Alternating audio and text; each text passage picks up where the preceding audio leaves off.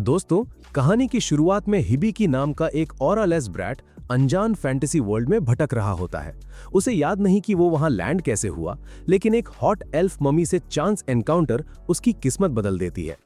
यहाँ उसे एक हिडन स्किल मिलती है जो लो की बड़ा गेम चेंजर है। हिबिकी असल में जापान का ऑर्डिनरी हाई स्कूल स्टूडेंट है। हॉलीडेज शुरू होने से पहले वो लेट उठता है और as fast as possible school भागता है, पर क्लासरूम का दरवाजा खोलते ही उसका सिस्टम हैंग हो जाता है। वो सीधा एक कंप्लीटली डिफरेंट वर्ल्ड के वास्ट ग्रासलैंड में ट्रांसपोर्ट हो जाता है, जो खतरनाक मॉन्स्टर से घिरा था। भाई राइटर ने कुछ ज्यादा ही सोच लिया, दरवाजा खोला और सीधा इसेकाई में ड्रॉप। हिबिकी को समझने का टाइम नहीं मिलता, तभी अचानक एक हॉर्न्ड रैबिट उसके पीछे पड़ जाता है, जिसकी आंखें डेविलिशली रेड होती हैं। उसे आइडिया नहीं था कि ये सींग वाला खरगोश उसके पीछे क्यों भाग रहा है। वो जान लगाकर भागता है। उसी वक्त एक्सीडेंटली उसके सामने रैबिट का मैजिकल स्टैट्स पेज ओपन हो जाता है। वहां वो क्लियरली देखता है कि वो खरगोश असल में सिर्फ लेवल 1 का मॉन्स्टर है। रैबिट अटैक के लिए हवा में जंप करता है, पर ठीक उसी वक्त हिबिकी को पैर स्लिप होता है और वो रास्ते से हट जाता है।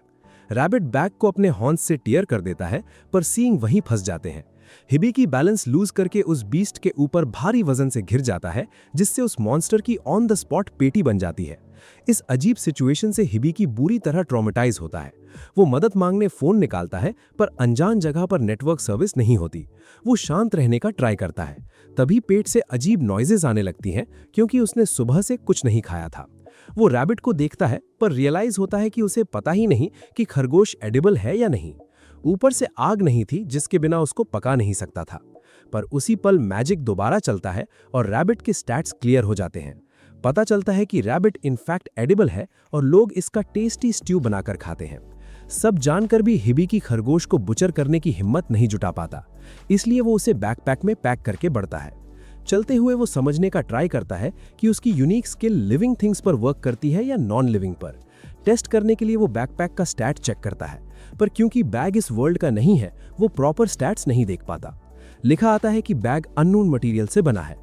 यहाँ तो भाई उस स्कूल बैग का भी ओवरपावर्ड प्लॉट आर्मर निकल गया। परेशान हिबिकी आसमान की तरफ देखकर एबिलिटी चलाता है, पर मैजिक शो करती है कि अप्रेज करने के लिए कोई टारगेट नहीं है। फिर वो ग्राउंड की तरफ देखते हुए सेम स्पेल चलाता है। अचानक स्किल बड़ा नोटिफिकेशन दिखाती है कि ग्राउंड पर लेवल 273 का ओवरपावर्ड मॉन्स्टर मेज ईटर छिपा है। ये शॉकिंग इन्फो पढ़कर हिबिकी पूरी तरह कंफ्यूज हो जाता है, क्योंकि वो तो सिंपल जमीन को देखता है। इस खौफनाक नोटिफिकेशन को वो बार बार चेक ओवर करता है। हर सिंगल टाइम वही डरावना रिस्पॉन्स मिलता है। हिबिकी को लगता है कि शायद ये अनोखी एबिलिटी थोड़ी बगी है और ग्लिच है। शक दूर करने के लिए वो ट्राई करता है कि खुद के स्टैट्स चेक कर सके। रिजल्ट देखकर उसका दिमाग हैरत में डूब जाता है। उसकी एबिलिटी उसे अपने बारे में हर छोटी डिटेल क्लियरली दिखाती है और सारी इन्फो करेक्ट होती है। ये एक्यूरेट डेटा देखकर रियलाइज होता है कि स्किल बिना एरर वर्क कर रही है। फिर वो एक्सपर्ट आई नाम की दूसरी नई एबिलिटी चलाता है। वो सोचता है कूल दिखेगा, पर वो एबिलिटी बिल्कुल दूध निकलती है।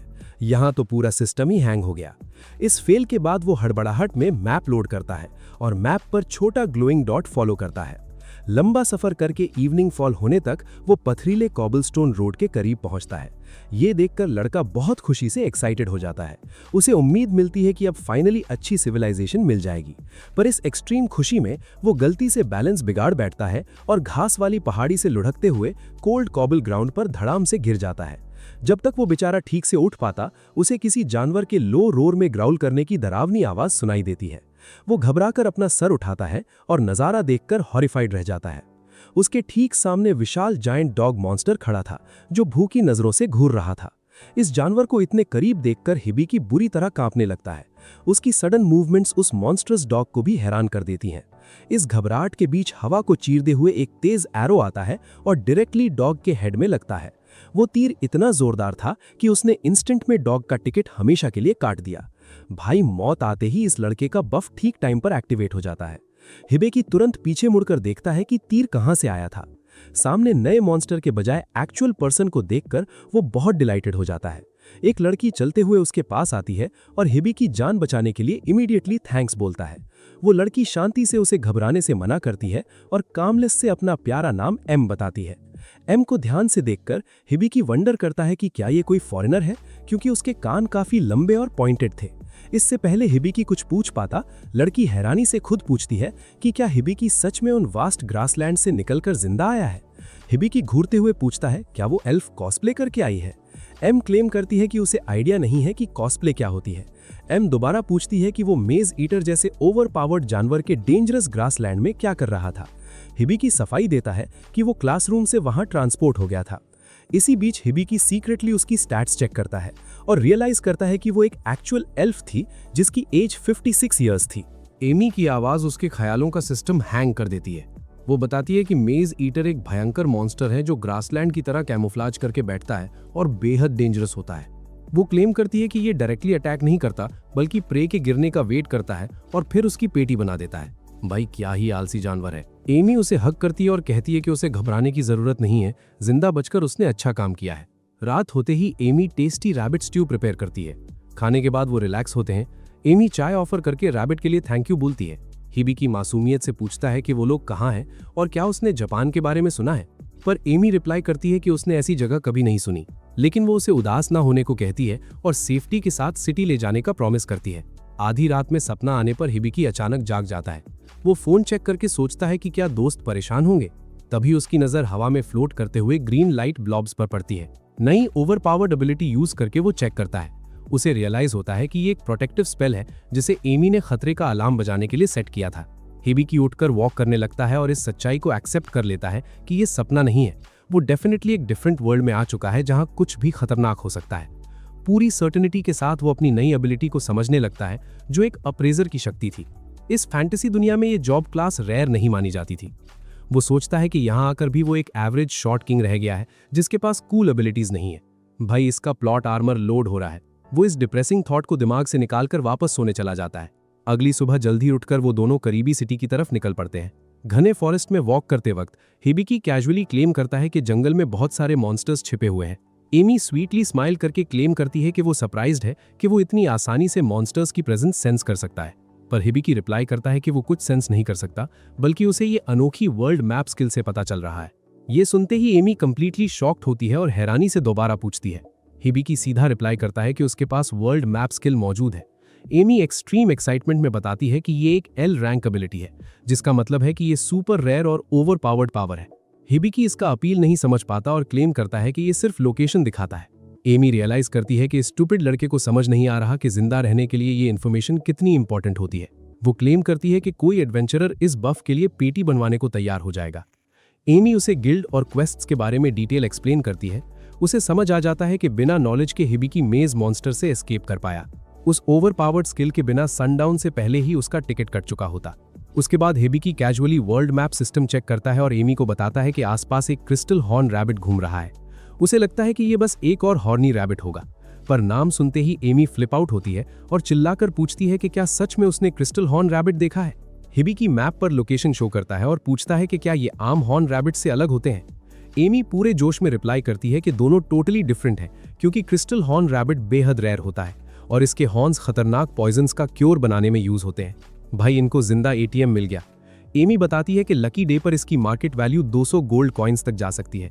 ये बोलते ही वो हिबिकी का आर्म पकड़ती है और उस एक्सपेंसिव मॉन्स्टर की डायरेक्शन में भागने लगती है। कुछ मिनटों में उन्हें वो बीस्ट एक खुली जगह पर आराम से फॉरेज करते हुए क्लियरली दिख जाता है। हिबिकी ध्यान से देखकर रियलाइज करता है कि इस रैबिट का हॉर्न सच में डिफरेंट और शाइनी लग रहा था। हिबिकी उस खरगोश के स्टैट्स चेक करता है और एमी को बताता है कि उसके पास बच निकलने वाली एस्केप स्किल और प्रेजेंस डिटेक्ट स्किल मौजूद है। एमी उसे बताती है कि उसके पास खुद ओडर कट और साउंड कट जैसी स्पेशल स्किल्स है।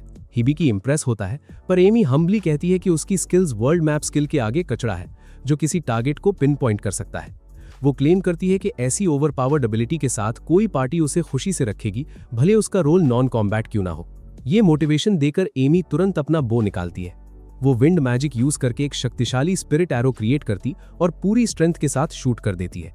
एरो साउंड की स्पीड से सीधा बढ़ता है, लेकिन इससे पहले कि तीर पहुंचे, रैबिट उसे स्पॉट कर लेता है और आंख झपकते ही डिसअपियर हो जाता है। ये देखकर एमी डिफीट फील करती है, क्योंकि वो उसका स्ट्रॉन्गेस्ट शॉट था और रैबिट ने उसे डॉज कर दिया। यहाँ एमी का सिस्टम हैंग हो गया। हार मानकर वो क्लेम करती है कि उन्हें रैबिट को छोड़ देना चाहिए, पर हिबिकी दिमाग लगाता है कि अगर रैबिट उस पर अटैक करे तो रैबिट एरो सेंस नहीं कर पाएगा। एमी आईवी प्लांट से बेट करके एक मैजिक वॉल क्रिएट करती है। अचानक मूव से मॉन्स्टर घबरा जाता है। मुड़ने पर उसे हिबिकी का वीक ऑरा दिखता है। वो मॉन्स्टर टिकट काटने तुरंत हिबिकी पर रश करता है। ठीक उसी पल एमी बुशेस से बाहर आती है और परफेक्ट हेडशॉट मारकर उसका सिस्टम हैंग कर देती है। अचानक हिबिकी को सेफली लेवल अप का एक नोटिफिकेशन मिलता है। एमी हॉर्न ग्रैब करके क्लेम करती है कि वो अच्छी टीम बनाते हैं। उसी दिन बाद में वो रूएल सिटी के गेट्स पर अराइव करते हैं। अंदर एमी रियलाइज करती है कि हिबिकी अजीब लग रहा है, इसलिए उसे मैजिकल क्लोक से कवर कर देती है। वो बताती है कि हॉर्न सेल करके जो पैसा मिलेगा उससे वो नए कपड़े और आर्म्स अरेंज कर लेंगे ताकि आगे उनकी पेटी ना बने। हमारा हीरो हिबिकी मासूमियत से एमी से पूछता है कि 200 गोल्ड कॉइन्स की आखिर क्या वैल्यू होती है। ये अजीब सवाल सुनकर एमी को गहरा झटका लगता है। वो सोचती है कि इस दुनिया में कैसा अनजान इंसान है जिसे करेंसी का आइडिया नहीं। बिना वक्त बर्बाद किए हिबिकी चतुराई से अपनी ओवर पावर्ड स्किल का इस्तेमाल करके रियलाइज करता है कि 200 गोल्ड कॉइन्स लगभग 10,000 के बराबर होते हैं। जब वो रकम पर सोच रहा था, एमी उसके करीब आती है। वो प्यार से उसके चेहरे को छूकर वार्निंग देती है। एमी समझाती है कि भले ही वो इस दुनिया में नया है, पर उसे सबके सामने ऐसी नासमझी बिल्कुल नहीं दिखानी चाहिए। अगर उसने अपना क्लूलेस करतब बंद नहीं किया तो शातिर लोग मासूमियत का गलत फायदा उठाएंगे और उसका टिकट कट जाएगा। थोड़ी देर चलने के बाद वो दोनों विशाल एडवेंचरस गिल्ड में दाखिल होते हैं। वहां काफी शोर शराबा था। गिल्ड के बहुत सारे लोग एमी को जानते थे। उसे देखते ही लोग उत्सुकता से आगे आकर पूछने लगे कि क्या आखिरकार उसने किसी के साथ नई पार्टी बनाने का फैसला कर लिया है। लेकिन जैसे ही उनकी नजर पीछे खड़े छोटे हिबिकी पर पड़ती है तो वो सब अजीब तरीके से हंसने लगते हैं। वो मजाक उड़ाते हुए पूछते हैं कि क्या अब उसने मॉन्स्टर से लड़ने के बजाय बेबी सिटिंग के घटिया गिग्स लेने शुरू कर दिए हैं। ये बकवास सुनकर एमी का दिमाग गुस्से से गर्म हो जाता है। वो भड़कते हुए उन सबको मुंह बंद रखने को कहती है। वो साफ क्लियर करती है कि भले ही हिबिकी बच्चे जैसा लगता हो, पर वो असल में एक पूरा अडल्ट मर्द है। बस उसकी हाइट वर्टिकली चैलेंज्ड है। भाई क्या ही गजब का यूजलेस एक्सक्यूज दिया है। इसी गर्मा गर्मी में एक दूसरी एडवेंचरर पार्टी से शांत लड़का आगे आता है। वो उन हंसने वाले लोगों को पीछे हटने को कहता है और दूसरों को रिस्पेक्ट सिखाने की हिदायत देता है। वो शख्स प्यार से हिबिकी के शोल्डर पर थपथपाता है और समझाता है कि उनकी बातों को दिल पर ना ले। ये एडवाइस देकर वो लड़का वहां से निकल जाता है। एनी धीमी आवाज में इन्फॉर्म करती है कि वो शानदार लड़का शहर की सबसे शक्तिशाली पार्टी का हिस्सा है, जिसे सिल्वर बैनर कहते हैं। इसके बाद वो सीधा रिसेप्शनिस्ट की तरफ बढ़ते हैं, जिसका नाम जूएल था।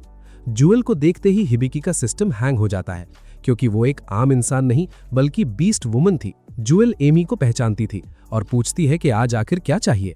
एमी बताती है कि वो यहाँ सामान सेल करने आई है, इसलिए उसे एक सेपरेट प्राइवेट रूम चाहिए। जूएल उन दोनों को रिस्पेक्टफुली शांत कमरे में ले जाती है। कमरे में दाखिल होते ही हिबिकी की आंखें हैरत से फटी रह जाती हैं। सामने एक विशाल पत्थर जैसा आदमी खड़ा था, जिसकी बॉडी किसी प्रोफेशनल बॉडी बिल्डर की तरह सुपर रिप्ड थी। उस आदमी की विशाल फिजिक को देखकर हिबिकी इंस्टेंटली इंप्रेस होता है और उसकी बॉडी की ग्लेजिंग करना शुरू कर देता है। हिबिकी की तारीफ सुनकर वो आदमी इतना खुश हो जाता है कि जोश में आकर अपने ही कपड़े बुरी तरह फाड़ देता है। ये सब इसलिए ताकि हिबिकी को मसल्स का क्लियर व्यू मिले। भाई ये क्या लॉजिक है? यहाँ फैंटेसी इसेकाई चल रहा है या सस्ता जिम प्रमोशन? वहीं खड़ी एमी और जूल इस क्रिंज नजारे को डिस्गस्ट से घूर रही होती हैं। बेल खुद को इंट्रोड्यूस करता है। हिबिकी मासूमियत से पूछता है कि क्या वो मसल्स टच कर सकता है और वर्कआउट प्लान्स मांगता है ताकि वैसा बफ शरीर बना सके। दोनों लड़कियां गुस्से में अपनी ओवर पावर्ड मैजिक यूज करके उन्हें एक झटके से जमीन पर पटक देती हैं। जमीन और फ्लोर साफ होने के बाद सब टेबल पर बैठते हैं। एमी गर्व के साथ वो क्रिस्टल हॉर्न टेबल पर रखती है। इसे देखते ही बेल पागल हो जाता है और क्लेम करता है कि ये 3 साल पुराने वाले से भी विशाल है। ये देख एमी पूछती है कि बेल कितना पे करेगा। उसे हैरान करते हुए बेल क्लेम करता है कि वो इसे 400 गोल्ड कॉइन्स मिलेगा, जो उम्मीद से डबल था। हिबिकी सोचता है कि डील अच्छी है, पर शॉक तब लगता है जब एमी ऑफर रिजेक्ट करती है। वो प्राउडली बोलती है कि वो जानती है कि पुराना हॉर्न 230 कॉइन्स में बिका था। एमी क्लेम करती है कि लाया गया हॉर्न पुराने वाले से 3 गुना बड़ा है, इसलिए वो शिकायत करती है कि गिल्ड मास्टर सिर्फ डबल प्राइस दे रहा है। वो शर्त रखती है कि हॉर्न 3 गुना बड़ा है तो उसे 800 गोल्ड कॉइन्स चाहिए। भाई इसका मैथ तो प्लॉट आर्मर से भी खतरनाक है। 230 का 3 गुना 800 कब से होने लगा? पर हिबिकी चुप रहना बेहतर समझता है। बेल 550 कॉइन्स को ऑफर देता है। काफी बहस के बाद एमी 780 कॉइन्स की काउंटर ऑफर रखती है। बेल क्लेंच्ड फिस्ट से 700 गोल्ड कॉइन्स देता है और एमी डील लॉक करती है। डील पक्की होने पर एमी खुश थी, पर जूल अम्यूज नहीं थी। वो स्केरली स्माइल देती है और बेल को बताती है कि क्योंकि उन्होंने बजट ओवरस्टेप किया है, वो एक्स्ट्रा पैसा उसकी अगली सैलरी से काट लेगी। ये सुनकर बेल सदमे में चला जाता है। जूल चिल्लाते हुए कहती है कि एक डम बैस गिल्ड मास्टर जिसे हैगल करने से पहले बजट याद नहीं रहता, उसके लिए यही परफेक्ट सजा है। दूसरी तरफ एमी एक्साइटेड थी कि पैसे देखने के बाद हिबिकी पार्टी में शामिल होने की रिक्वेस्ट करेगा, पर हिबिकी शांत रहता है और चुपचाप वहां से निकल जाता है। हिबिकी उन दोनों को बहस करने छोड़ देता है। वो अकेला नीचे जाता है और जब टेबल पर वेट कर रहा होता है, अचानक उसे दिमाग में अजीब आवाजें सुनाई देती हैं। उसे डर लगता है कि क्या वो स्किज़ो हो गया है, पर जल्द ही यकीन होता है कि कोई अनजान शख्स दिमाग में बात कर रहा है। पता चलता है कि ये इस फैंटेसी वर्ल्ड का लिटरल भगवान है। गॉड बताता है कि उसने हिबिकी को ट्यूटोरियल जैसी एबिलिटी दी है। इस एबिलिटी से वो इस दुनिया के बारे में आराम से सीख सकता है। भगवान समझाता है कि वो हर वक्त बातें नहीं कर सकता और सिर्फ कभी कभी कांटेक्ट कर पाएगा, पर वो प्रॉमिस करता है कि वो पूरी मदद करेगा ताकि हिबिकी इस खतरनाक दुनिया में जिंदा रह सके। बिना कुछ और डिटेल एक्सप्लेन किए वो गायब हो जाता है और बेचारा हिबिकी सवालों के साथ वहीं छूट जाता है। हिबिकी उस गॉड को पुकारता है पर कोई रिस्पॉन्स नहीं मिलता। ठीक उसी वक्त एमी आती है और एक गिल्ड मेंबर उसे एनवेलप थमा देता है। वो बताता है कि एमी के लिए डेजिग्नेटेड क्वेस्ट आई है। लेटर पढ़ते ही एमी का डिमीनर चेंज हो जाता है। वो हिबिकी को बताती है कि उसे तुरंत टाउन से निकलना पड़ेगा। वो मिशन खतरनाक है जिसमें पेटी बन सकती है, इसलिए वो उसे साथ नहीं ले जाएगी। हिबिकी समझकर वादा करता है कि वो बिल्कुल ठीक रहेगा। उसे खुद पर कॉन्फिडेंस नहीं था, पर उसे लगा कि उसने एमी को बहुत ट्रबल किया है। एमी श्योर नहीं थी और बताती है कि उसने जूल को नजर रखने को बोला है। फिर पूछती है कि आगे का उसका एग्जैक्ट प्लान क्या है। हिबिकी स्माइल करके रिप्लाई करता है कि वो एडवेंचरर की तरह रजिस्टर करने का प्लान बना रहा है। उसने बोर्ड पर देखा था कि कुछ क्वेस्ट्स नॉन कॉम्बैट रोल्स ले सकते हैं। एमी उसे केयरफुल रहने की हिदायत देती और एक हाउस का मैप थमा देती है जहां वो रुक रही थी। वो कहती है कि वो वहां सो सकता है और उसे टानिया से मिलने को कहा। वो जल्द मिलने का वादा करती है और दोनों अलग हो जाते हैं। एमी तेजी से एग्जिट गेट की तरफ भागती है जहां वो ब्लैक बालों वाली अनजान लड़की से टकराकर उसे नीचे गिरा देती है। वो माफी मांगते हुए क्लेम करती है कि उसे शॉर्ट नोटिस पर अपने देश वापस जाना था, इसलिए जल्दी में थी। वो लड़की इंटरेस्टेड लगती है और बताती है कि ये बड़ा कोइंसिडेंस है क्योंकि वो भी एल्फ कंट्री जाने वाली थी। वो पूछती है कि क्या दोनों साथ आगे जा सकती हैं। वहीं दूसरी तरफ सिटी में इवनिंग पूरी तरह से फॉल हो जाती है। एमी के बिना हिबिकी पूरी तरह लॉस्ट फील करता है। उसने पूरा वक्त बेड पर बर्बाद कर दिया और भगवान भी रिस्पॉन्स नहीं दे रहा था। डोर नॉक से उसके ख्यालों का सिस्टम टूट जाता है। तान्या अंदर आती है और पूछती है कि क्या वो ठीक है, क्योंकि उसने सुबह से कुछ नहीं खाया। वो बताती है कि डिनर सर्व होने वाला है और नीचे बुलाती है। हिबिकी उठकर बैठ जाता है और दिमाग में कैलकुलेशन करता है कि उसे जल्द कुछ काम ढूंढना होगा, क्योंकि उसे नहीं पता था कि पैसे कब तक चलेंगे। वो स्टैट्स चेक करता है और रियलाइज करता है कि सोलो कॉम्बैट में जाना बिल्कुल ही बेकार है। लेकिन उसके पास एक अनोखी स्पेशल एबिलिटी थी जो मेडिकल बुक्स रीड करके उन्हें डायरेक्टली दिमाग में मेमोराइज करने का बफ देती थी। बिना वक्त बर्बाद किए वो इमीडिएटली उस नई स्किल का पूरा यूज करता है और मैजिक से सामने मेडिकल बुक अपीयर हो जाती है। लेकिन इससे पहले कि वो बुक पढ़ पाता, पूरा लॉजिक ही घूम जाता है। किताब पढ़ने के बजाय वो मैजिक बुक एक जोरदार झटके से सीधा हिबिकी के दिमाग के अंदर शूट हो जाती है। इस खौफनाक इंसिडेंट से बेचारे लड़के का दिमाग पूरी तरह वायलेट और हैंग हो जाता है। मेडिकल बुक दिमाग में शूट होने के बाद पूरे 2 दिन तक ये खौफनाक डाउनलोडिंग प्रोसेस चलता ही रहता है।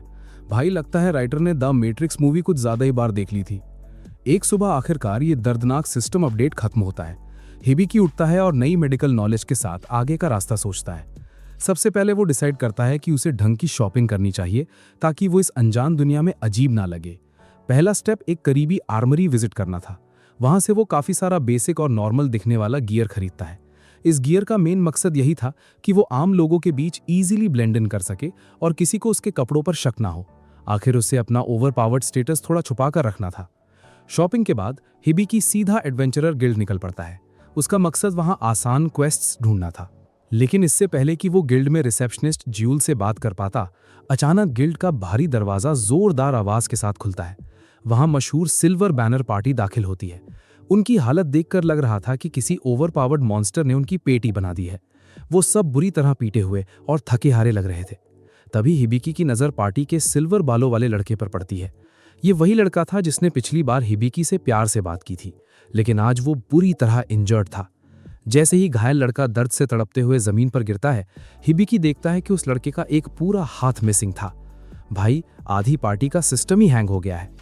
अपने भाई की ऐसी दर्दनाक हालत देखकर ज्यूल घबरा जाती है। वो रोते हुए बताती है कि बेस्ट हीलर गिल्ड मास्टर टेल से बाहर है। वो पूछती है कि क्या उन्होंने कोई और हीलिंग मैजिक ट्राई किया, पर बचे हुए मेंबर्स उदासी से सिर हिलाते हैं और क्लेम करते हैं कि मैजिक काम नहीं कर रहा। हिबिकी सोचता है कि क्या वो नई नॉलेज से इस बेचारे की जान बचा सकता है। वो आगे बढ़कर मदद की रिक्वेस्ट करता है, लेकिन पार्टी की गुस्से वाली लड़की भड़क जाती है। वो क्लेम करती है कि उनको एक्सपर्ट हीलर चाहिए, ना कि किसी रैंडम अप्रेजर की मदद। भाई, इस लड़की को नहीं पता कि सामने खड़ा लड़का खुद एक चलता फिरता प्लॉट आर्मर है। हिबिकी शांति से बताता है कि उसने मेडिसिन पर किताबें पढ़ी हैं और वो ट्राई करेगा। जब वो लड़के को एग्जामिन करता है तो उसे एबिलिटी से रियलाइज होता है कि हाथ कटने के अलावा शरीर में एक खतरनाक पॉइजन तेजी से फैल रहा है। यही वजह थी कि नॉर्मल हीलिंग फेल हो रहा था। लेकिन हिबिकी के पास उस जहर को क्लीन करने के लिए रिक्वायर्ड माना नहीं था। वो तुरंत पूछता है कि क्या किसी के पास माना ट्रांसफर एबिलिटी है। बदकिस्मती से किसी के पास ऐसी रेयर स्किल नहीं थी। हिबिकी को रियलाइज होता है कि लड़के का टिकट कट सकता है। तभी अचानक उसे याद आता है कि उसके पास एक हिडन एबिलिटी है जिससे वो दूसरों से माना एब्जॉर्ब करके अपना माना इंक्रीज कर सकता है। ये प्लान सुनकर लड़के की पार्टी और रो रही ज्यूल तुरंत अपना पूरा माना हिबिकी को ट्रांसफर करने को एग्री होते हैं। जल्दी ही हिबिकी सभी लोगों से आने वाले विशाल माना को अपने अंदर चैनल करता है। पूरा माना इकट्ठा होते ही वो एक बेहद हाई लेवल और over powered healing spell cast करता है। ये स्पेल इतना शक्तिशाली था कि लड़के के शरीर से जहर को 1 सेकंड में कंप्लीटली रिमूव कर देता है। जहर निकलते ही हिबिकी बिना रुके दूसरा हाई लेवल स्पेल यूज करता है। ये दूसरा स्पेल एक चमत्कार की तरह काम करता है और कटे हुए लिम्स को वापस रीग्रो कर देता है। देखते ही देखते लड़का फुल हेल्थ में वापस आ जाता है। ये नज़ारा देखकर सबका सिस्टम हैंग हो जाता है। लेकिन जीत का जश्न मनाने से पहले इतने विशाल माना को हैंडल करने का एफर्ट उसके लो लेवल शरीर पर भारी पड़ता है। वो थककर बेहोश होकर गिर पड़ता है। घंटों बाद आंखें खुलती हैं तो खुद को गिल्ड के प्राइवेट रूम में पाता है। वहां ज्यूल आती है और जान बचाने के लिए दिल से थैंक्स बोलती है। पता चलता है कि घायल लड़के का नाम जेड है और वो ज्यूल का सगा भाई है। इसके बाद ज्यूल सीरियस होकर समझाती है कि उसने जो high level healing enchantments use किए हैं वो इस सिटी में किसी ने नहीं सुनी है। वो इतनी रेयर हैं कि अगर खबर बाहर फैल गई तो खतरनाक लोग ताकत का गलत फायदा उठाएंगे और उसका टिकट कट जाएगा। ज्यूल एडवाइस देती है कि फिजिकल सेफ्टी के लिए बेहतर यही होगा कि वो ताकतवर बॉडीगार्ड हायर कर ले। वो स्पेसिफिकली सजेस्ट करती है कि हाफ बीस्ट फाइटर उसके लिए बेस्ट रहेगा। इस रिकमेंडेशन पर एक्शन लेते हुए हिबिकी बॉडीगार्ड की तलाश में डेबी कंपनी निकल पड़ता है। वहां पहुंचकर वो हैरान रह जाता है। ये जगह डार्क स्लेव हाउस के बजाय एक लग्जूरियस रॉयल एस्टेट लग रही थी। अंदर दाखिल होते ही मालिक अजरथन डेबी अपना इंट्रोडक्शन देता है, लेकिन फॉर्मेलिटीज खत्म होते ही डेबी अचानक हिबिकी के करीब आकर कुत्ते की तरह उसकी स्मेल स्निफ करने लगता है। भाई, क्या घटिया और क्रिंज लॉजिक है ये। असल में डेबी अपने पावर्स से स्मेल कर सकता था कि हिबिकी आगे चलकर एक वैल्यूएबल क्लाइंट बनेगा। अपनी लालची आदत के चलते डेबी तुरंत हिबिकी को अपने सबसे बेहतरीन और मस्कुलों से भरे बॉडीगार्ड्स दिखाना शुरू कर देता है। उसे लगता था कि हिबिकी को यही पसंद आएंगे, लेकिन हिबिकी उन सभी पहलवानों को तुरंत रिजेक्ट कर देता है। ऐसा नहीं था कि हिबिकी को फिजिकल स्ट्रेंथ की परवाह नहीं थी। प्रॉब्लम ये थी कि इन बॉडीगार्ड्स के पास मैजिकल माना बिल्कुल नहीं था। हिबिकी को नए मैजिक चलाने के लिए फ्यूचर में माना की डेस्परेटली जरूरत थी। अगर बॉडीगार्ड माना नहीं दे पाएगा तो इमरजेंसी में वो क्या करेगा। इसी दौरान डेबी तय करता है कि वो कुछ और प्रीमियम बॉडीगार्ड्स दिखाएगा। ठीक उसी समय गॉड की आवाज आती है जो एडवेंचरर को बताती है कि खुद बाहर जाकर बॉडीगार्ड ढूंढे, पर हिबिकी आवाज इग्नोर करता है। हिबिकी चुपचाप अप्रेजर स्किल को डेबी पर यूज करता है। स्टैट्स देखकर पता चलता है कि इस आदमी के पास एक वियर्ड एबिलिटी है जिसे सेंस फॉर मनी कहा जाता है। यही वजह थी कि डेबी पोलाइट बिहेव कर रहा था। आगे चलते हुए हिबिकी इस मैनर के एक अजीब सेक्शन पर ध्यान देता है। डेबी कैजुअली एक्सप्लेन करता है कि ये वही जगह है जहां खराब स्पेसिमेंट्स को रखते हैं जो बैटल के लिए अनफिट होते हैं। उस कॉरिडोर में चलते हुए हिबिकी की नज़र अचानक एक टूटे फूटे केज पर पड़ती है। उस केज के अंदर एक बेहद डरावना वुल्फ मैन और मासूम सी लिटिल गर्ल कैद थे। हिबिकी देखता है कि वुल्फ मैन के दोनों हाथ और एक पैर पूरी तरह मिसिंग थे। वहीं वो छोटी लड़की डर के मारे बुरी तरह कांप रही थी। डेबी बताता है कि वुल्फ मैन इस लड़की को प्रोटेक्ट करने के चक्कर में रैम्पेज पर गया था। उनके मैजिकल स्टैट्स फॉल्स दिख रहे थे। तभी हिबिकी अपना SSS रैंक का ओवर पावर्ड एक्सपर्ट आई यूज करता है और असली स्टैट्स रिवील कर लेता है। उसे लगता है कि इस दुनिया में उसका अस्तित्व एक जायंट चीट कोड बन चुका है। अप्रेज करने पर पता चलता है कि वुल्फमैन का असली नाम क्लॉड एब्रिस है। उसकी उम्र 26 साल है और वो एक लेवल 15 का नाइट है। हिबिकी को उसके स्टैट्स में इमूवेबल चेन नाम की एक क्यूरियस स्किल मिलती है जो सच में खतरनाक श्राप था। हिबिकी ज्यादा पढ़ने के मूड में नहीं था, पर आगे जांच करने पर होश उड़ जाते हैं। पता चलता है कि क्लॉड एक लेवल 95 का हीरो भी है। सिस्टम हैंग है। भाई, गुलाम इतना शक्तिशाली कैसे हो सकता है? उसके बाद वो अपनी नज़र उस मासूम लड़की पर घुमाता है। उसकी जांच करने पर पता चलता है कि उसका नाम लिलियन रूज है और वो बाय प्रोफेशन एक सेज है। दिमाग में इतनी सारी इन्फॉर्मेशन आने से लड़के का सर दर्द से फटने लगता है, लेकिन डेटा पढ़ते हुए उसे एक शॉकिंग चीज मिलती है कि लिलियन के पास रेजिंग सैंक्चुरी नाम की एक डिस्ट्रक्टिव एबिलिटी मौजूद है। असल में ये स्किल एक परीक्षा है जो खुद भगवान ने उसके ऊपर डाली है, जिससे पेटी बन सकती है। वाह भाई, इस पावर को आम इंसान कंट्रोल नहीं कर सकता और अंत में ये उसके सेल्फ डिस्ट्रक्शन का कारण बनती है। हिबिकी सोचता है कि भगवान आखिर इतनी छोटी बच्चे के साथ इतने निर्दयी कैसे हो सकते हैं, लेकिन सपो यानी भगवान का एटीट्यूड बिल्कुल कैजुअल रहता है, क्योंकि सेज को ऐसी परीक्षा से गुजरना पड़ता है। अब हिबिकी तय करता है कि क्लॉड और लिलियन उसके बेहतरीन बॉडीगार्ड साबित होंगे, क्योंकि दोनों के पास विशाल मैजिकल माना था। हालांकि उसे क्लॉड के अनजान कर्ज पर हिचकिचाहट थी, तभी सपो अचानक सजेशन देकर रिलीफ मेजर स्किल यूज करने को कहता है। वाह, देखने में ऐसा लग रहा था कि ये अनोखी स्किल क्लॉड पर लगे उस श्राप को हटा देगी। अपना दिमाग पक्का करके हिबिकी तुरंत क्रीपी डेबी के पास जाता है और अपनी अजीब चॉइस पूरे कॉन्फिडेंस से कंफर्म करता है। ये सुनते ही लालची आदमी ज्यादा एक्साइटेड होकर रिएक्ट करता है। हिबिकी जैसे प्रॉफिटेबल क्लाइंट को ऐसी खरीदते देख डेबी को लगता है कि ये उसकी जिंदगी का बेहतरीन दिन है। हिबिकी को आभास होता है कि ये जगह सेफ नहीं है, इसलिए वो वहां से नए बॉडीगार्ड्स के साथ एकदम से तुरंत बाहर निकल पड़ता है। चलो जी, टाउन के बाहर एक शांत जगह पर पहुंचकर आखिरकार उसे क्लॉड और लिलियन से आराम से बात करने का मौका मिलता है। वो उन्हें साफ शब्दों में क्लियर करता है कि वो उस लड़की के साथ कुछ बुरा नहीं करेगा, बल्कि उसके पास क्लॉड के बेहतर फ्यूचर के लिए एक सॉलिड प्लान मौजूद है। ये बातें सुनकर क्लॉड अंदर ही अंदर बेहद अनकंफर्टेबल और सस्पिशियस फील करने लगता है, लेकिन असल में लड़का तो सिर्फ अपनी हीलिंग एबिलिटी के बारे में बात कर रहा था। उसे बस आगे के इस काम में लिलियन की छोटी मदद चाहिए थी। वो चाहता था कि वो क्लॉड के मिसिंग हाथ और पैर वापस जोड़ सके। ये सुनकर लिलियन खुश होकर मदद करने को तैयार हो जाती है। हालांकि उन्हें मिले सिर्फ 1 घंटा गुजरा था। इस पूरे डरावने वक्त में क्लॉड ने अपनी जान पर खेलकर लिलियन को सेफ रखा था, इसलिए अब वो एहसान चुकाना चाहती थी। लड़का लिलियन को इंस्ट्रक्ट करता है कि वो मैजिक कॉन्ट्रैक्ट एक्सेप्ट कर ले, ताकि माना सीधा उसके शरीर में ट्रांसफर हो पाए। ये गजब है। कॉन्ट्रैक्ट प्रॉपरली सेट होते ही लड़के के पास परफेक्ट हील एबिलिटी यूज करने के लिए रिक्वायर्ड माना आ जाता है। इस ओवर पावर्ड बफ का यूज करके वो क्लॉड की टूटी बॉडी ठीक करने का फैसला करता है। जैसे ही वो मैजिकल स्पेल एक्टिवेट करता है, अचानक इंटेंस रोशनी का फ्लैश क्लॉड के शरीर को घेर लेता है। दर्द के मारे वुल्फमैन जोर से चीखता है। कुछ ही सेकंड्स में उसका शरीर अपनी फॉर्मर ग्लोरी में जादू की तरह रिस्टोर हो जाता है। लिलियन अमेज होती है कि उसका बिलवेड क्लॉड अपने नॉर्मल सेल्फ में वापस आ चुका है। सच, इस काइंडनेस के एक्ट ने यह साबित कर दिया कि हिबिकी उनका टिकट नहीं काटने वाला है और क्लॉड धीरे धीरे ओपन अप होने लगता है। फिर लड़का पूछता है कि क्या वो अब बेहतर फील कर रहा है। हालांकि वुल्फमैन को अपनी पूरी ताकत वापस पाने में समय लगेगा, पर वो शरीर में रिमार्केबल चेंज जरूर महसूस करता है। हिबिकी समझता है कि क्लॉड को वक्त लगेगा, क्योंकि उस पे एक अनजान कर्स लगा है जो उसकी ताकत को आगे बढ़ने से रोकता है और लिमिट सेट करता है। ऐसे खुलेआम बात करने से प्रॉब्लम हो सकती थी भाई, ऐसा इसलिए क्योंकि कर्स एक सीक्रेट होना चाहिए था। वुल्फमैन लगभग रो पड़ता है जब उसे पता चलता है कि किसी को उसके कर्स का पता है। लड़का ये भी रिवील करता है कि फ्यूचर में लिलियन एक सेज बनेगी। ये बातें सुनकर क्लॉड बुरी तरह फ्रीक आउट होने लगता है कि इस छोटे बच्चे को इतना सब कैसे पता है। तभी लड़का बिना सोचे बोल पड़ता है कि खुद भगवान ने उसे एक्सपर्ट आई एबिलिटी दी है। ये डिवाइन पावर पाना किसी भी मॉर्टल के लिए इम्पॉसिबल चीज थी और इसने उसका पूरा प्लॉट आर्मर पूरी तरह जगाया। अब हिबिकी डिटरमाइंड होकर क्लॉड का श्राप हटाने के लिए level 1 relief major skill activate करता है। स्किल चलते ही क्लॉड के मैसिव बॉडी पर कई टाइट चेन्स दिखाई देती हैं। फिर आसमान में एक विशाल सिजर अपीयर होती है, पर शॉक की बात यह थी कि वो बड़ी सिजर सिर्फ एक चेन को ही तोड़ती है, जिससे हिबिकी थोड़ा डिसअपॉइंट होता है। वो सारी चेन्स तोड़ना चाहता था, पर लेवल 1 स्किल सिर्फ इतना ही कर सके। फिर भी ये बड़ा चमत्कार देखकर क्लॉड अंदर से बेहद ग्रेटफुल फील करता है और सामने आगे झुक जाता है। वो नए मास्टर के सामने नील डाउन होकर अपनी पुरानी रूडनेस के लिए सच्चे दिल से माफी मांगता है। अब उस वुल्फ मैन के दिल में मास्टर के लिए सिर्फ काइंडनेस थी। खुशी में वो सेरेमनी ऑफ एलिजियंस की मांग करता है, जिससे अनब्रेकेबल बॉन्ड बनता है। हिबिकी अग्री करता है, पर सपो कॉन्ट्रैक्ट स्किल यूज करने का स्मार्ट सजेशन देता है, जिससे म्यूचुअल ऑब्लिगेशन बने।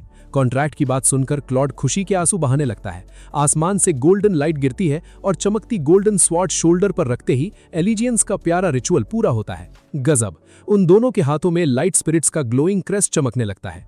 दूसरी तरफ अमालिया अपनी वियर्ड मेड स्टेलिया के साथ वापस लौट रही थी, जिसे उसका अजीब ऑब्सेशन हो चुका था।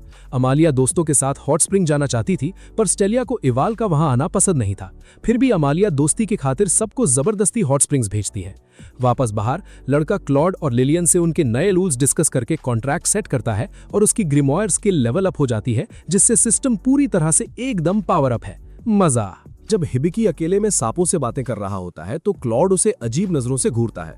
क्लॉड को लगता है कि उसका नया मास्टर या तो पागल हो चुका है या किसी इनविजिबल एंटिटी से बातें कर रहा है। जब लड़का शांति से रिवील करता है कि उसे एक मिस्टीरियस आवाज से बात करता है जो उसे हमेशा गाइड करती है, तो क्लॉड सारे डॉट्स तेजी से कनेक्ट करता है।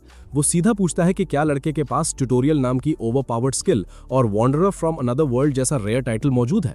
ऐसा लग रहा था जैसे क्लॉड को इस अनजान इसेकाई हीरो के बारे में पहले से काफी कुछ मालूम था। इस वुल्फमैन ने दूसरी फैंटेसी दुनिया के बारे में सिर्फ कहानियां सुनी थीं, पर कभी सपने में भी नहीं सोचा था कि वो रियल होती हैं। जब उसे मास्टर की इन भगवान की दी हुई स्पेशल स्किल्स के बारे में पता चलता है तो वो एक और शॉकिंग इन्फॉर्मेशन रिवील करता है। क्लॉड पूरे कॉन्फिडेंस से बिलीव करता है कि लड़के की पावर सीधा इस दुनिया के चीफ गॉड से बहुत ही डीपली कनेक्टेड है। क्लॉड बताता है कि इस जगह टोटल 11 गॉड्स हैं और उनका चीफ गॉड शक्तिशाली होने के साथ एक नंबर का इडियट भी है।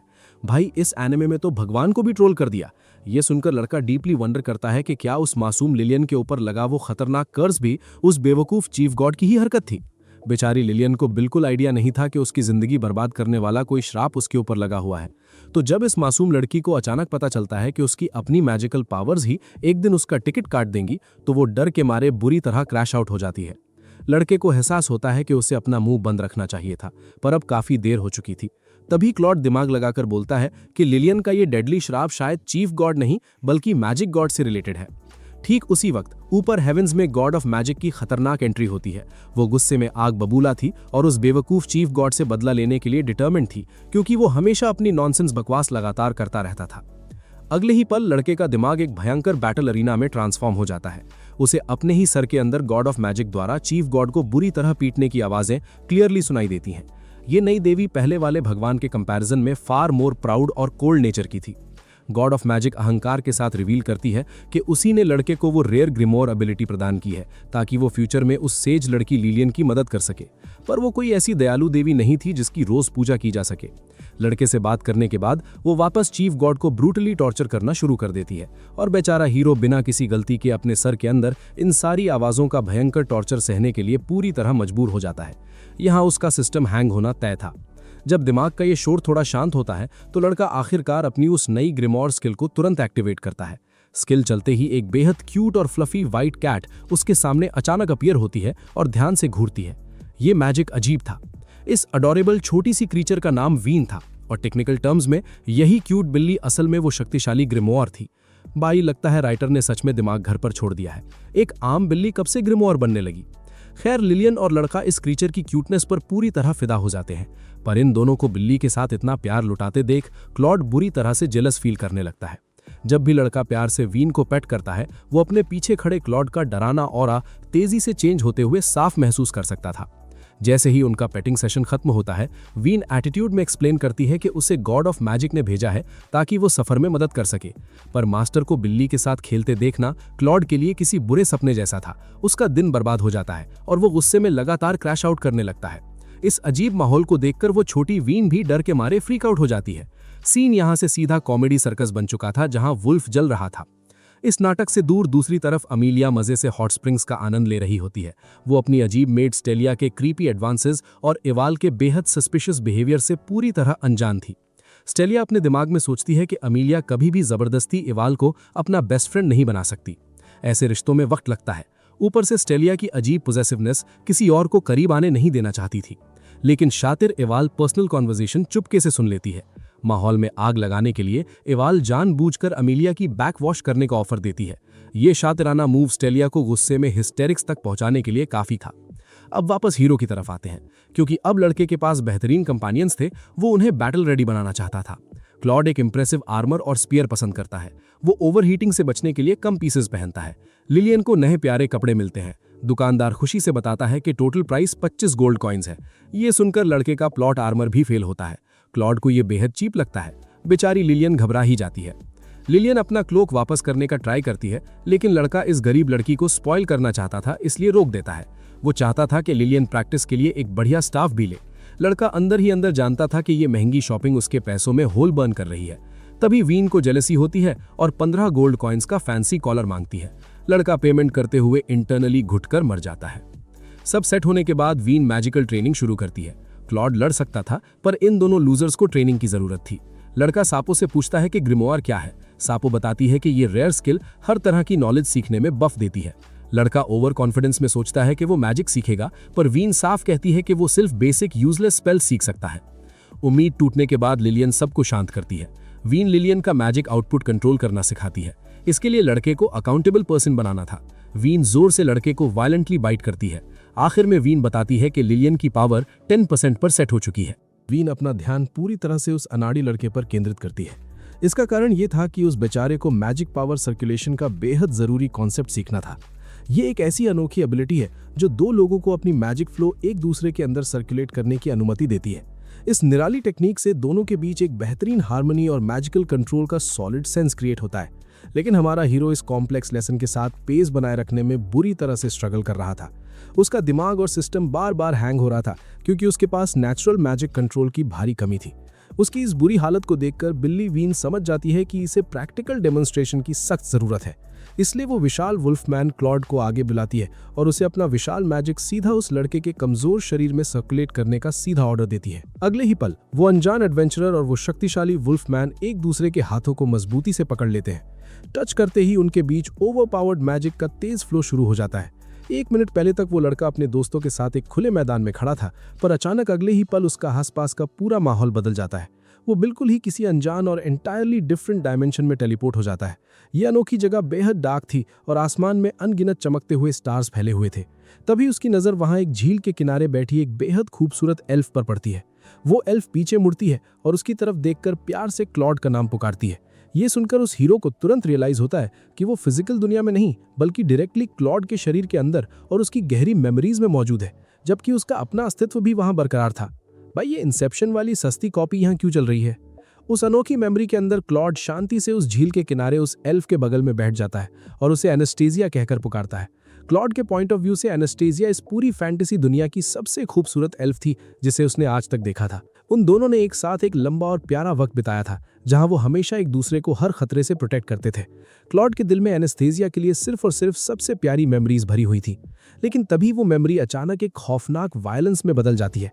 एक रात आसमान में चमकता हुआ चांद अचानक भयंकर लाल रंग में बदल जाता है।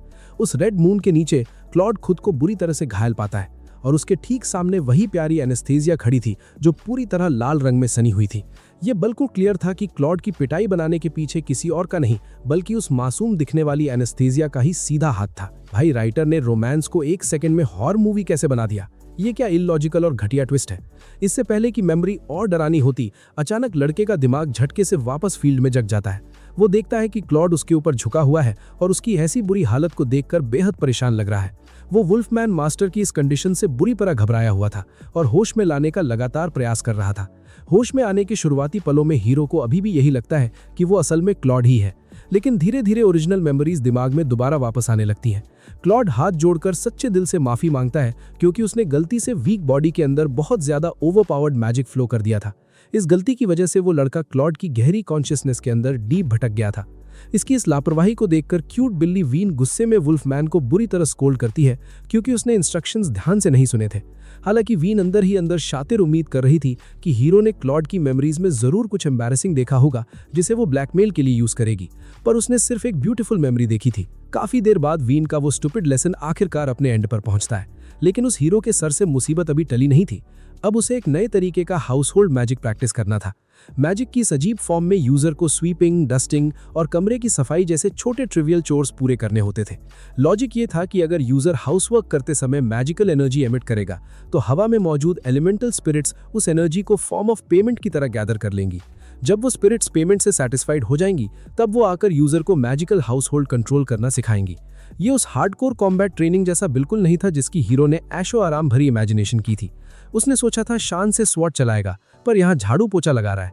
पर सापो कंफर्म करती है कि हाउसवर्क के थ्रू ट्रेनिंग करना ही इस स्पेसिफिक टाइप के मैजिक को अनलॉक करने का इकलौता रास्ता है। यहाँ तो पावर्स का सिस्टम ही पूरी तरह झाड़ू पोछे पे चल रहा है। लंबा समय बीतने के बाद लिलियन और क्लॉड वहां लौट आते हैं। उनकी उम्मीद थी कि वो आकर मास्टर के साथ एक शांति भरा डिनर एंजॉय करेंगे, लेकिन वो क्लमजी रूम में आते ही पानी से भरी एक बाल्टी को बुरी तरह उलट देता है। इस बेवकूफ़ी से जमीन पर एक और मेस क्रिएट हो जाता है जिसे अब हिबिकी को अकेले क्लीन करना था। अपने थॉटलेस बिहेवियर के लिए क्लॉड को इतना गहरा पछतावा होता है कि वो रोते हुए घुटनों पर गिर जाता है और माफी की भीख मांगने लगता है। लेकिन हमारे दयालु लड़के का मानना था कि ऐसी छोटी हार्मलेस मिस्टेक्स ही क्लॉड को बहुत क्यूट बनाती हैं। मास्टर के मुंह से क्यूट सुनकर क्लॉड अजीब किस्म के इमोशंस फील करता है और एग्जिस्टेंशियल मैडनेस में डिसेंड होने लगता है। भाई, एक डरावना वुल्फ क्यूट सुनकर पिघल रहा है। इनका तो प्लॉट आर्मर से ज्यादा मेलोड्रामा भारी पड़ रहा है। वहाँ हीरो एलिमेंटल स्पिरिट्स का फेवर विन करने के लिए डेस्परेट होकर टायरलेसली हर सरफेस चमका देता है। उस शानदार सफाई देख टानिया अमेज्ड होकर डिनर में एक एक्स्ट्रा डिश देती है। खाने जाते वक्त क्लॉड वापस बाल्टी गिराकर फेथ खोता है। अगले दिन वीन लिलियन को मैजिक सिखाती है, लेकिन हीरो सॉरी स्टेट में था। उसे स्वॉर्ड चलानी नहीं आती, इसलिए क्लॉड बो थमा देता है। उसमें आर्चरी का जीरो टैलेंट था, पॉस्चर हॉरिबल और एम बेकार था। जख्मी हाथ पर ब्रेक मांगने से क्लॉड इनकार करके हीलिंग स्किल से जख्म ठीक करवाता है और ट्रेनिंग में भेजता है। वहीं जंगल में एमिलिया अपने दोस्तों के साथ घूम रही थी। सामने अबैंडन फोर्ट्रेस आते ही जहां इविल स्पिरिट्स घूमती हैं। ट्रेजर के लालच ने उसका दिमाग हैंग किया और वो तुरंत अमीर बनने उस डरावने रास्ते पर निकल पड़ी। तीनों साथी डरावने किले की तरफ बढ़ रहे होते हैं। दूसरी तरफ हमारा अनाड़ी हीरो हिबिकी और साथी एक शांत जगह पर अपनी नई मैजिकल स्किल्स की प्रैक्टिस करके रिलैक्सिंग टाइम एंजॉय कर रहे थे। इस प्रैक्टिस के दौरान हीरो को आज का सबसे मुश्किल टास्क दिया गया था, जो था स्वादिष्ट खाना तैयार करना। मासूम लिलियन खुशी से वहां घूम रही थी। वो उत्सुकता से उम्मीद में वेट कर रही थी कि वो भी कुकिंग में मदद करके योगदान दे सकेगी। दोनों नए एडवेंचरर्स मिलकर एक सच में ओवरपावर्ड और लाजवाब फीस्ट तैयार करने में पूरी तरह सफल हो जाते हैं। कुछ वक्त मेहनत करने के बाद हीरो और सारे साथी आश्चर्यजनक रूप से लैविश भोजन का आनंद लेने जमीन पर बैठ जाते हैं। खाना इतना स्वादिष्ट था कि हर चीज का स्वाद लाजवाब लग रहा था। यहाँ तक कि नखरे वाली वीन भी आज चुपचाप खाना खा रही थी और कंप्लेन नहीं कर रही थी।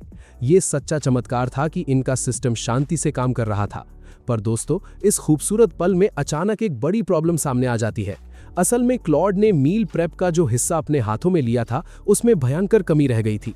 इस बेवकूफ वुल्फ मैन ने ना सिर्फ मशरूम्स को प्रॉपरली क्लीन करने में फेल होने का सबूत दिया, बल्कि उस भुक्कड़ ने डिजर्ट के सारे इंपॉर्टेंट एप्पल्स अकेले सफाचट कर दिए। अपनी इस बचकानी गलती को छिपाने के लिए वो शर्मिंदा महसूस कर रहा था। भाई, क्या गजब का नाइट है ये, जो खाने के मामले में ऐसे बिहेव कर रहा है। अपनी शर्मिंदगी मिटाने के लिए क्लॉड जोश में आकर प्रतिज्ञा लेता है कि वो फ्यूचर में हीरो को मॉन्स्टर्स बुचर करने और उनके हिस्से इकट्ठा करने में पूरी मदद करेगा। इस बोल्ड डिक्लेरेशन के बावजूद हीरो इंप्रेस नहीं होता। उसे पता था कि कुकिंग में इस वुल्फ को हार्डकोर वर्क की जरूरत है। अपनी बेकार कुकिंग एबिलिटीज का पूरा ब्लेम क्लॉड अपने अनजान श्राप पर डालने लगता है। वो उत्सुकता से कहता है कि श्राप लिफ्ट होते ही वो मदद करेगा। हीरो को ध्यान आता है कि उसने कर्स के बारे में नहीं पूछा, इसलिए वो एक्सप्लेनेशन मांगता है, पर क्लॉड एक डिफाइंट नो के साथ इनकार कर देता है। ये रूखा जवाब क्लियरली सस्पिशियस लग रहा था। इस अजीब और सस्पिशियस मैटर को वहीं छोड़ते हुए हीरो शांति से गंदे बर्तन और डिशेस क्लीन करना शुरू करता है। इस अनजान दुनिया में अभी भी ऐसी चीजें थीं जिन्हें प्रॉपरली करना हार्डर लगता था और उसे पुराने घर की कंफर्टेबल लाइफ की बुरी तरह याद आ रही थी। जैसे ही वो अपने थका देने वाले टास्क्स के साथ आगे बढ़ता है, अचानक अनोखी गाइड सपो उसे एक अर्जेंट मैटर के बारे में इन्फॉर्म करती है। सपो हीरो को तुरंत अपना मैजिकल वर्ल्ड मैप चेक करने को कहती है, क्योंकि एक खतरनाक वाइल्ड बोर तेजी से उनके एरिया की तरफ अप्रोच कर रहा था। क्लॉड अपनी शक्तिशाली सेंसेस का बेहतरीन यूज करके उस बीस्ट के अराइवल को क्विकली कंफर्म कर लेता है और इस अनजान इंट्रूजन को कन्फ्रंट करने तैयार हो जाता है। तीनों साथी देखते हैं कि वो विशाल बोर सीधा क्लॉड की तरफ चार्ज कर रहा होता है, पर इससे पहले कि वो जानवर डैमेज कर पाता, क्लॉड तेज स्पीयर से एक बेहद प्रिसिजन और ओवरपावर्ड स्ट्राइक करता है। वो वाइल्ड बीस्ट 1 सेकंड में जमीन पर गिर जाता है और सिंगल तगड़े अटैक के सामने सकम करके अपना टिकट कटवा बैठता है। क्लॉड की शक्तिशाली स्ट्रेंथ से इंप्रेस होकर हीरो और लिलियन उस डेड बोर के पास आते हैं, लेकिन क्लॉड दिमाग लगाता है और बिलीव करता है कि उस बीस्ट से निकलने वाली लिक्विड की तेज सेंट आसपास के दूसरे खतरनाक मॉन्स्टर्स को अट्रैक्ट कर सकती है। इसलिए यह बेहतर होगा कि मासूम लिलियन पहली बार अपनी असली मैजिक यूज करे और उस बोर की डेड बॉडी पर लगे लाल निशान को पूरी तरह क्लीन कर दे। अपनी जिंदगी में पहली बार किसी काम आने की इस अनोखी अपॉर्चुनिटी से एक्साइटेड होकर लिलियन अपनी मैजिकल स्टाफ उठाती है। वो वाटर मैजिक का शानदार यूज करके एक स्पेशल स्पेल कास्ट करती है, जिसे ओडर आइसोलेशन के नाम से जाना जाता था। उसकी स्टाफ से शुद्ध पानी का एक तेज स्प्राउट निकलता है और वो सारे मेस को कुछ ही पलों में क्लीन कर देता है। वहां सिर्फ एक स्पॉटलेस और साफ सुथरा डेड बोर बचा था। ये नजारा देखकर लगा कि एक परफेक्ट दिन का शांति भरा एंड हो गया है। पर दोस्तों, ट्विस्ट बाकी था। क्लॉड दिमाग लगाता है कि ये सबसे परफेक्ट वक्त है जब हीरो को आखिरकार सीखना चाहिए कि जानवर को प्रॉपरली बुचर कैसे किया जाता है। इस आगे आने वाली भयंकर गंदगी और गट्स को फेस करने के लिए बेचारा हीरो रेडी नहीं था। वो दिल ही दिल में बुरी तरह रिग्रेट करने लगता है कि उसने क्लॉड के सामने इस टॉपिक को आखिर उठाया ही क्यों। वहीं दूर क्रीप किले पर एमिलिया और अजीब कंपेनियंस आखिरकार अराइव हो जाते हैं।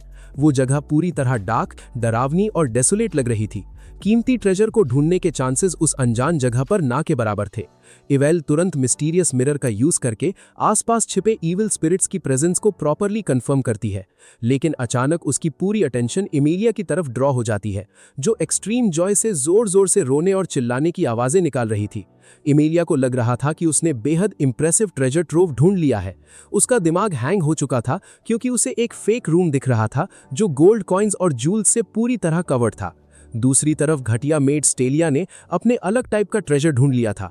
वो बेशरम मेड एमिलिया के फिजिकल एसेट्स को पूरे दिल से एंजॉय करते हुए अपनी लिमिट क्रॉस कर रही थी। इवेल इन दोनों बेवकूफ फूल्स को इन घटिया फैंटेसीज को एक्ट आउट करते हुए देखती है और समझ जाती है कि इनका प्लॉट आर्मर यहाँ बिल्कुल फेल हो चुका है। इवेल तुरंत अपनी असली पावर्स का यूज करके उन इविल स्पिरिट्स को डिस्पेल कर देती है जो इन गलिबल औरतों को बुरी तरह ट्रिक कर रही थी। इधर जंगल में हीरो ने जानवर बुचर करना सीख लिया, पर सब फिल्थ से कवर्ड थे। गंदगी देख hero newly acquired bubble wash powers use करता है। बेचारा क्लॉड इस जादू का पहला टेस्ट सब्जेक्ट बनता है। शुरू में वॉश डिजास्टर लगा, पर बबल्स वाइप करते ही सिल्की स्मूथ फर सामने आया। अब तक हीरो ने मजा लिया था, पर पैसों का क्वेश्चन दिमाग से गायब था। महंगा गियर खरीदने के बाद हीरो बताता है कि वो ब्रोक हो रहे हैं। पॉवर्टी से बचने का रास्ता गिल्ड से पैसा अर्न करना था। उन्हें ड्रेडेड F रैंक क्वेस्ट्स लेने थे। हीरो गिल्ड में पार्टी रजिस्टर करवा लेता है। क्लॉड क्विकली पैसा अर्न करने हर क्वेस्ट एक्सेप्ट कर लेता है। इतने हार्डकोर काम से हीरो डिप्रेस्ड था। तभी गिल्ड बोर्ड पर उसकी नजर स्पेशल वांटेड पोस्टर पर पड़ती है। ये पोस्टर एक खतरनाक बैंडिट का था जिसने रिसेंटली रिच लोगों से स्टील किया था। हमारा अनाड़ी हीरो हिबिकी उस बेकार बैंडिट वाले केस पर ठीक से काम नहीं कर सकता था, इसीलिए वो उस मैटर को पूरी तरह भूलने का फैसला करता है।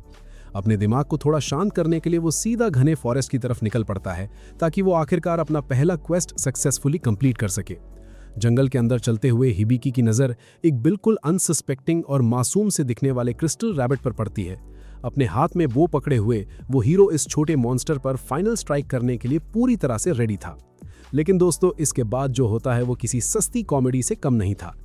एक शांत और रुके हुए खरगोश पर निशाना लगाने में इस हीरो को इतना लंबा और एम्बेरेसिंग टाइम लग जाता है कि किसी का भी सिस्टम हैंग हो जाए। काफी नौटंकी के बाद तीर छूटता है और निशाना लगता है। पीछे खड़ा क्लॉड क्लियरली समझ जाता है कि जब फिजिकल वर्क की बात आती है तो हिबिकी अभी भी बेहद कमजोर है। फिर भी उसने सोचा कि एक रुकी के लिए ये ठीक शॉट था। इस दौरान लिलियन भी अलग टाइप के हर्ब्स गैदर करके क्वेस्ट्स पूरे कर रही थी। उसे एक स्पेशल फ्रूट मिलता है जो भटकने पर बेहतरीन मार्कर बन सकता था। लिलियन उसके शार्प कलर्स दिखाती है, जिसे देख क्लॉड और हिबिकी ऑ में घूरते हैं। एक थका देने वाले दिन के बाद क्वेस्ट्स आखिरकार अपने एंड पर आते हैं। इस दुनिया में हिबिकी को अर्थ वाले घर के बारे में सोचने का वक्त नहीं मिला था। वो वंडा करता है कि दोस्तों की समर वेकेशन शुरू हुई होगी और वो क्या प्लान कर रहे होंगे। अर्थ की लाइफ के लिए नॉस्टैल्जिक फील करते हुए हिबिकी रियलाइज करता है कि उसे वापस जाने का रास्ता ढूंढना होगा। दिन रात में बदल जाता है। दूसरी तरफ एमिलिया और उसकी पार्टी अपनी जर्नी पूरी करने के करीब थे। एमिलिया सेंस करती है कि इवेल डाउन फील कर रही है, इसलिए स्पिरिट लिफ्ट करने के लिए वो उसे ज्वेलरी का एक पीस गिफ्ट करती है। वैसे तो इवेल एमिलिया की एंटिक्स से अनॉयड रहती थी, पर वो खुशी से इस छोटे टोकन को एक्सेप्ट कर लेती है। वापस सिटी में हिबिकी और पार्टी ने क्वेस्ट्स पूरे करके और हर्ब्स बेचकर अच्छा पैसा अर्न कर लिया था।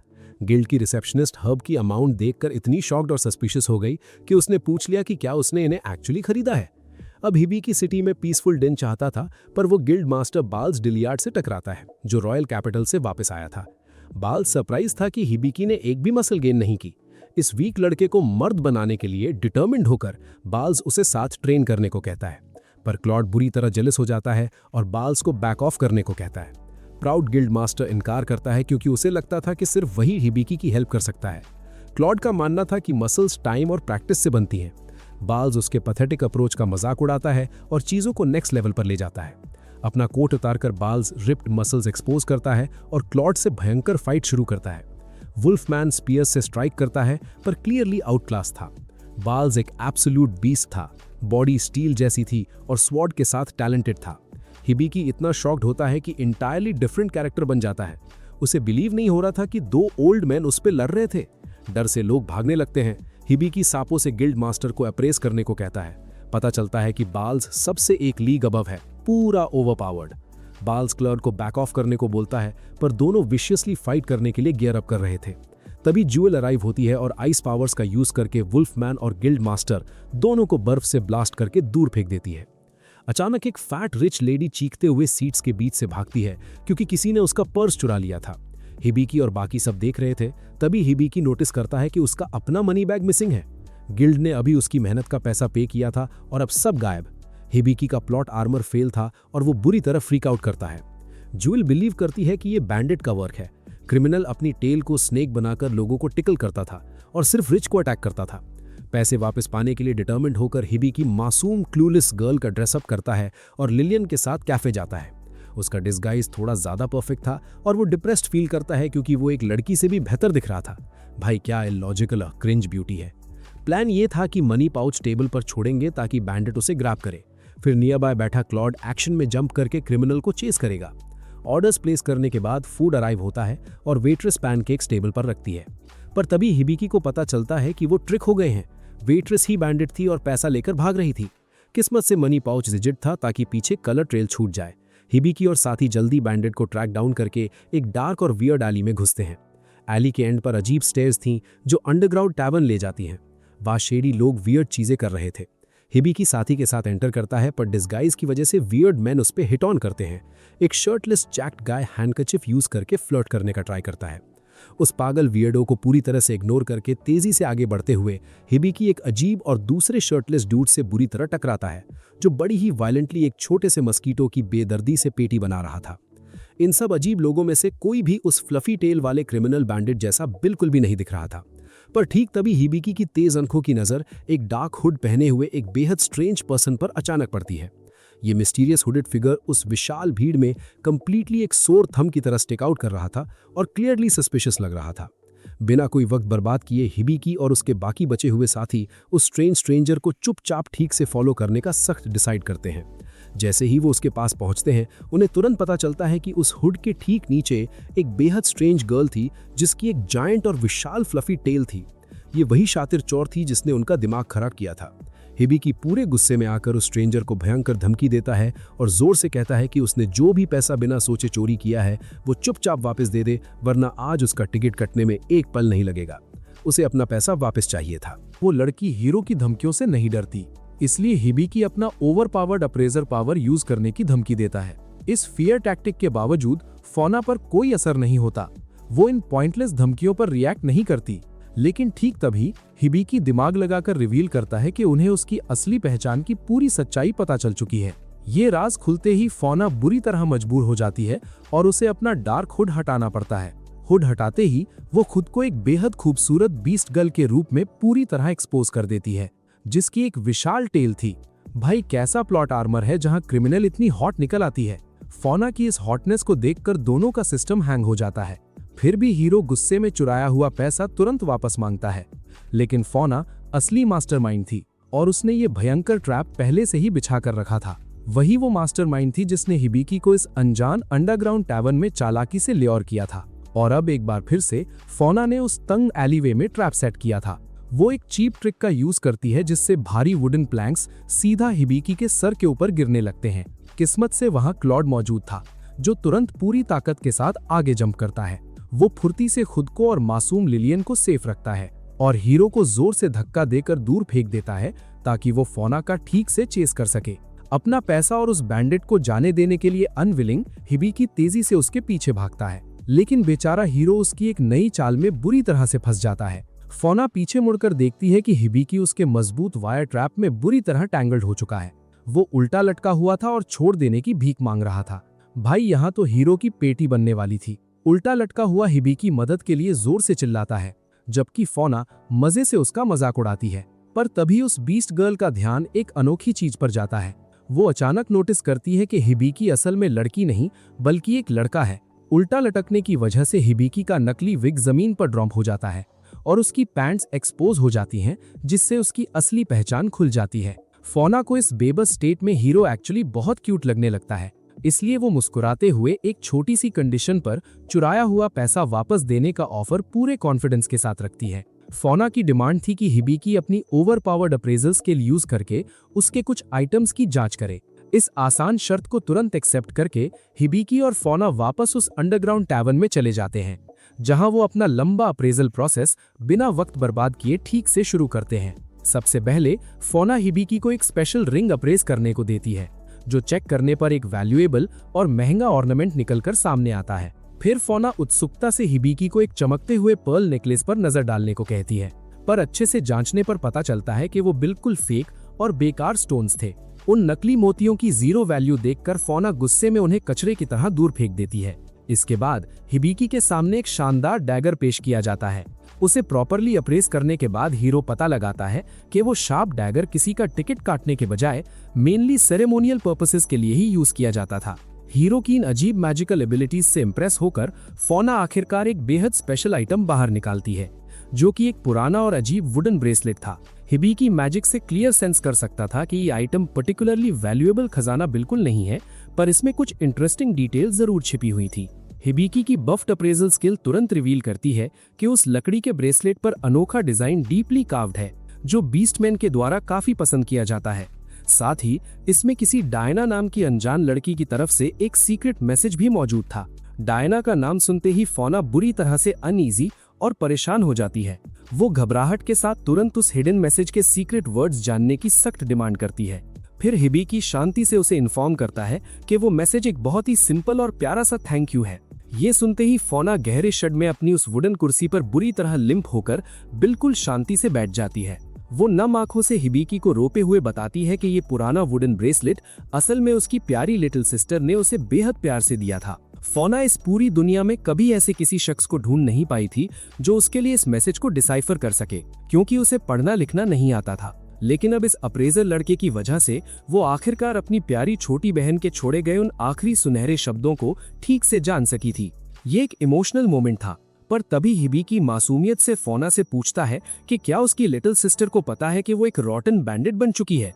पर फोना दुख भरी आवाज में रोते हुए रिवील करती है कि उसकी प्यारी बहन को बहुत पहले ही पैक कर दिया गया था। पता चलता है कि होम टाउन में एक बेहद इंटेंस घटना हुई थी और फोना ने अपना सब कुछ खो दिया था। अपने दर्दनाक एक्सपीरियंस से सीखकर फोना हिबिकी को सीरियसली एडवाइस करती है कि अगर उसके पास वापस जाने के लिए कोई घर है तो उसे वापस लौटना चाहिए। फोना अचानक एक अनएक्सपेक्टेड किस और पैसा देकर हमेशा के लिए चली जाती है। दिन ढलते ही हिबिकी टैवर्न लौट आता है, जहां टानिया उसके चेहरे से लिपस्टिक मार्क्स हटाती है। वहां बाल्स था, जिसके पास एक अर्जेंट मैसेज था। गिल्ड मास्टर बताता है कि किंगडम से एक नई एनर्जेटिक पार्टी आई है जिन्हें कॉप्स किलर कहते हैं। किंग ने खुद उन्हें अनडेड मॉन्स्टर्स का टिकट काटने का ऑर्डर दिया है। ये सुनकर हिबिकी का सिस्टम हैंग हो जाता है। बाल्स बताता है कि वो पार्टी यहाँ आ सकती है। बाद में हिबिकी और क्लॉड डिस्कस करते हैं कि हीरो किसी ग्रैंड सेज से मिलकर अपने असली वर्ल्ड वापस लौटने का रास्ता पूछना चाहता है। ये सुनकर साथी उदास हो जाते हैं, पर क्लॉड हिफाजत का वादा करता है। वहीं इमिलिया और इवाल जर्नी एंड पर अराइव होती हैं। इमिलिया रिवील करती है कि एक मिस्टीरियस आवाज ने उसे ईस्ट डायरेक्शन में जाने को कहा था, जहां प्रेशियस आइटम ड्रॉप हुआ था। इवाल समझ जाती है कि टारगेट कहीं और है। वो रूखा सा थैंक्स बोलकर कोल्डली चली जाती है। स्टन्ड इमिलिया चुपचाप उसे अकेले जाते हुए घूरती रह जाती है। और यहाँ पर हमारी आज की कमाल वीडियो खत्म होती है।